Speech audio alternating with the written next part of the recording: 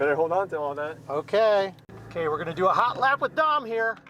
This is my second visit to the North Carolina Center for Automotive Research, and when I was here 18 months ago with my friend Dom, we were driving our Alfa Romeo 4Cs. A lot of stuff has changed in the last 18 months. Neither one of us own Alfa Romeo 4Cs anymore. I sold mine, I bought an Emira. There you go. And Dom sold his and bought a Porsche Cayman GT4. I don't have a model of that one, but you'll see the real thing here in a minute. So it'll be real interesting to hear what Dom thinks of his Porsche compared to the Alfa Romeo 4C on the same track.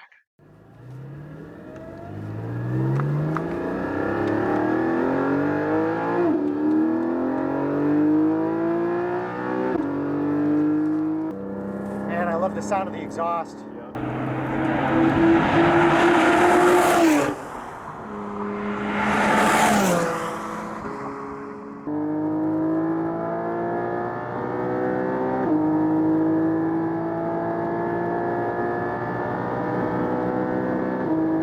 Looks like your dad's getting ready to come out.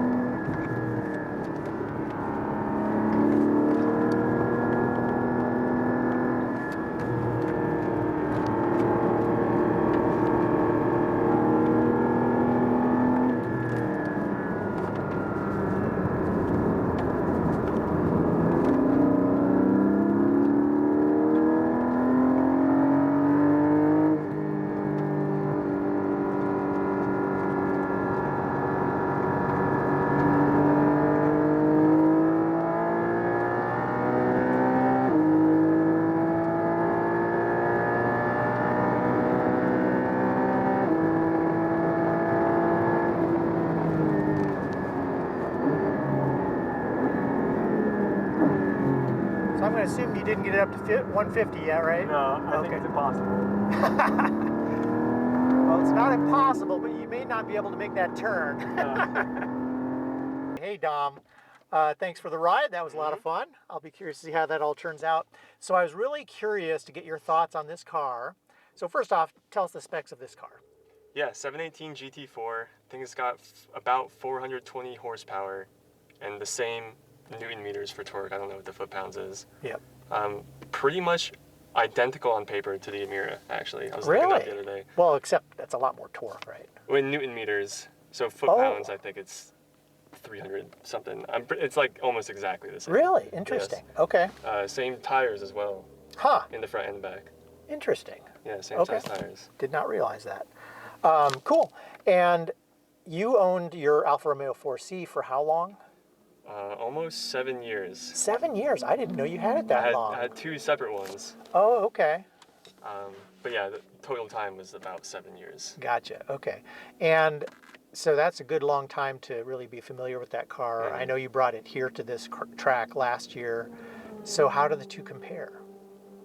The biggest difference is the steering, because the Alfa had no power steering. Correct. Yeah.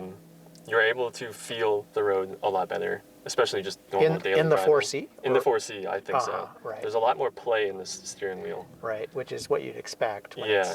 Yeah. So what is it, hydraulic or is it electric? I'm not sure. Okay. We'll have to check. I'm guessing electric. Probably. But even then, this is still able to take turns faster. Now, it probably can go faster. It's hard to tell where that limit is. Sure, yeah. Because with no power steering, it's like you're trying to turn a house. Right. And then the next thing would probably be just that top end power. Right. You know, almost double horsepower. two more cylinders. Yeah. When you hit the gas pedal, like it pulls and it keeps pulling all the way up to 8,000 RPM. Oh wow, is that the red line? Wow. 8,000 RPM. Okay, that's high. I mean, I usually like because the Alpha was around 60, 65. So. I want to say it was like right around that. Yeah, because I mean maybe a little below. And then what I always found interesting between like my Elise and the 4C was that they had a sort of a happy place at different RPM ranges. Like the 4C I felt was happier at lower RPMs than the Elise because the Elise likes to rev high, 5, 6, 7,000. Is the Elise RPMs. Turbocharged? Supercharged. Supercharged. Yeah, the Alpha was turbocharged. This is just naturally aspirated. Oh, okay. So no assist. No, so even coming out of the turns, with the Alpha, you kind of had to play with the throttle because the turbo started to kick in. Right. You have to be careful. It's this. You can almost put the gas all the way down, coming out of a turn because there's no like just extra push to it. Right. I mean, that is one of the things I prefer about superchargers over turbos, right? Because it's constant power. Yeah, there's no surge, there's no pause, there's none of that stuff. It's predictable, right? Just like you're saying with this one. Okay, cool. So you sold your 4C for, was it 41, 42? 44, I think. 44, you got a good deal. Yeah, 42 Yeah. I think is what I sold mine for.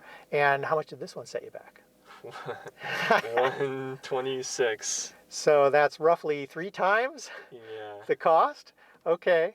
By the way, I meant to say at the beginning, you're free to not answer any questions I ask. Too late. So did you? I'm going to assume did you end up financing some of this one? Yeah, I think with the Alpha it was around 40 down. Over 6 years, I think I'm doing. Okay. So 40 down and the rest was financed? Right, yeah. Right, okay, gotcha. Okay, and let's see, what else?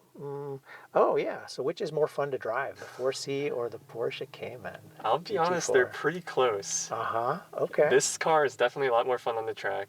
Okay. Just because you can go a little bit faster. I mean, it's incremental steps at this point. Yes, sure. I will say daily driving, the Alpha was better. Really? I will say that, just because everyday steering with the no power steering, you really did feel connected to the road. This almost feels like just a normal car sometimes. Right. Whereas the Alpha, it really did feel special every single time. I see. That's interesting. So it feels special every time you're driving it. This one, you really have to get it onto a track where it's a challenging driving situation, and that's when you feel it. The exhaust was substantially better stock on the Alpha. Yeah. I had the race package or the race exhaust. I think it just didn't have any resonator or muffler on that. This one has a valved exhaust.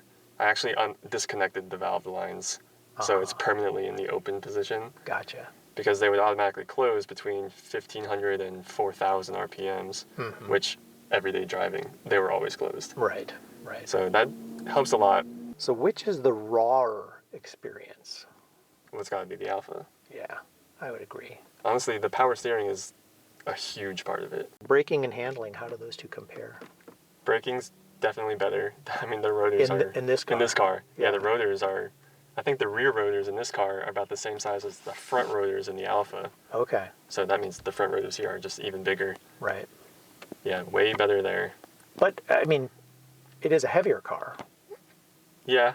I mean, because the Alpha was 24, 25. Yeah, I don't know how much this car weighs. Okay, we'll double check that. I'm going to guess it's around 332. Probably. Something like that. I mean, that's, when I've looked at cars like this, they're typically in that range. Yeah, but there's overall a lot more downforce too. I've gotten under the car and looked, and there's lots of, flaps and you see where the air is trying to go, being directed. Okay. Whereas opposed to the 4C it was just flat. Yeah. Yeah, so this car, it's sucked down on the road more, so more tires on the road. Right. Okay. Cool. So this is not a stick, which I guess the Alpha is not either. No. Do you know how to drive stick? I think the only manual transmission I've ever driven was a Radical race car. Oh. It was a sequential. Oh. So it was paddle shift, yeah. But to get going, you needed to use a clutch pedal. Okay. Which was kind of weird. Yeah. But as far as like just a normal everyday manual, I've never driven a stick. Okay. This is the new generation. No need. I mean, I get it. I actually taught all 3 of our kids to drive stick, and then they were like, yeah, it's not worth the effort. Well, yeah, nowadays, yeah. Yeah, but I mean, for people like Eric and I, were just, It feels like an old school shifter. It's clunky, it's noisy. This car makes you do the work, and Right. it's fun. Right. To me, that's what driving is all about, is being one with the car, getting into a flow state, and working the gears, working the pedals, working the wheel. yeah. It's just, for me, it's heaven. Yeah. Like, oh, I mean, this is what it means to drive. It's like to be connected, to control the cars, you know, every little aspect. And you're happy with this one, I assume. Yes, for Awesome. now. Awesome. Until I make more money. For now, till you can get the next upgrade.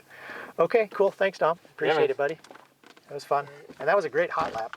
It's your world and I'm just a squirrel trying to get a nut to move your butt. Please subscribe now. You know you want to. And why not go nuts and set notifications on so you'll be notified every time I put out new content.